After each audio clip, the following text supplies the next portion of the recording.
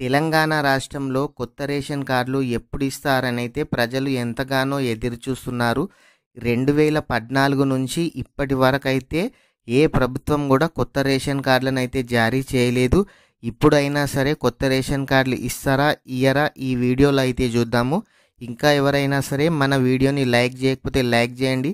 మీరు లైక్ చేయడం ద్వారా ఇలాంటి మరింత సమాచారాన్ని ప్రతి ఒక్కరు కూడా తెలుసుకునే అవకాశం అయితే ఉంటుంది. మొదటిసారిగా మన ఛానల్ను విజిట్ చేసినట్లయితే మన ఛానల్ని సబ్స్క్రైబ్ చేయండి. అలాగే మీ ఫ్రెండ్స్ అండ్ ఫ్యామిలీ మెంబర్స్కి అయితే షేర్ చేయండి. డిస్క్రిప్షన్లో వాట్సాప్ గ్రూపు మరియు టెలిగ్రామ్ గ్రూప్ ఉన్నాయి. మీకు ఏ డౌట్ ఉన్నా అక్కడ నుంచి అయితే నాతో డైరెక్ట్గా చాట్ చేయొచ్చు.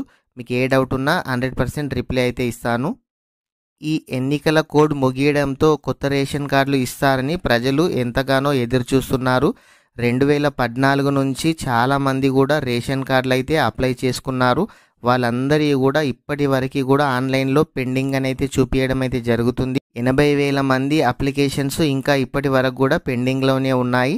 ఈ కాంగ్రెస్ ప్రభుత్వం తెలంగాణలో ప్రజాపాలన ద్వారా కొత్త రేషన్ కార్డులు ఇస్తామని చెప్పడం అయితే జరిగింది. తెలంగాణ రాష్ట్రంలో కాంగ్రెస్ ప్రభుత్వం ప్రజాపాలనలో కూడా కొత్త రేషన్ కార్డులు ఇస్తాము అప్లై చేసుకోండి అని చెప్పడం అయితే జరిగింది. ఈ ప్రజాపాలనలో కూడా 50,000 అప్లికేషన్స్ రావడం అయితే జరిగింది రేషన్ కార్డ్స్ కోసం. అసలు ఈ తెలంగాణ రాష్ట్రంలో ఎన్నికల కోడ్ ముగియడంతో కొత్త రేషన్ కార్డులు ఇస్తారని అయితే ప్రజలు ఎదురు చూస్తున్నారు. అసలు ఈ కొత్త రేషన్ కార్డులు ఇస్తారా ఇయ్యరా మీరేమనుకుంటున్నారు కామెంట్ అయితే చేయండి. కొత్త రేషన్ కార్డులు పిల్లలున్నవారు కానీ కొత్తగా పెళ్ళైన వారు వాళ్ళు రేషన్ కార్డులు లేకపోవడంతో చాలా చోట్ల వాళ్ళకు ఇబ్బంది అయితే అవుతుంది. క్యాస్ట్ ఇన్కమ్కి అప్లై చేసినా కానీ ఏదన్నా ప్రభుత్వ పథకాలకు సంబంధించిన అప్లికేషన్ చేద్దామన్నా కానీ రేషన్ కార్డు లేకపోవడంతో వాళ్ళకు క్యాస్ట్ ఇన్కమ్ అయితే రావడం లేదు. 5వ తేదీ వరకు అయితే ఎన్నికల కోడ్ ఉండడం ద్వారా ఈ ప్రభుత్వ పథకాల ప్రక్రియ అయితే పూర్తిగా ఆపివేయడం అయితే జరిగింది. ఇప్పుడు ముందు రేషన్ కార్డు ఒక బుక్ లాగా ఉంటుండే. ఆ బుక్ను తీసుకొని మీరు రేషన్ షాప్కి వెళ్ళినట్లయితే వాళ్ళు రేషన్ అయితే ఇచ్చేవారు. తర్వాత కుటుంబ సభ్యుల ఫోటోతో వారి పేర్లతో అయితే రేషన్ కార్డ్ అయితే రావడం అయితే జరిగింది.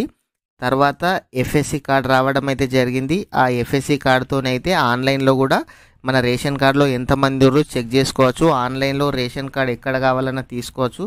అయితే టెక్నాలజీ మారడంతో ఈ కాంగ్రెస్ ప్రభుత్వం డిజిటల్ కార్డులు ఇచ్చే ఆలోచనలో ఉన్నట్లయితే తెలుస్తుంది.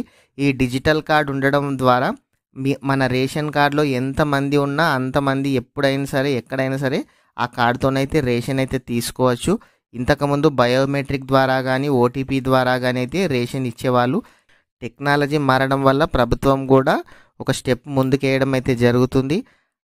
ఈ రేషన్ కార్డుల ప్రక్రియ ఈ నెల లాస్ట్ వారంలో కానీ లేదంటే నెక్స్ట్ మంత్ ఫస్ట్ వీక్లో కానీ ఈ రేషన్ కార్డుల గురించి అయితే ఖచ్చితంగా కీలకమైన అప్డేట్ చేస్తారని అయితే తెలుస్తుంది. ఇంకా ఎవరైనా సరే మన వీడియోని లైక్ చేయకపోతే వీడియోని అయితే లైక్ చేయండి. మన ఛానల్ని మొదటిసారిగా విజిట్ చేసినట్లయితే మన ఛానల్ని అయితే సబ్స్క్రైబ్ చేయండి. Thank you friends.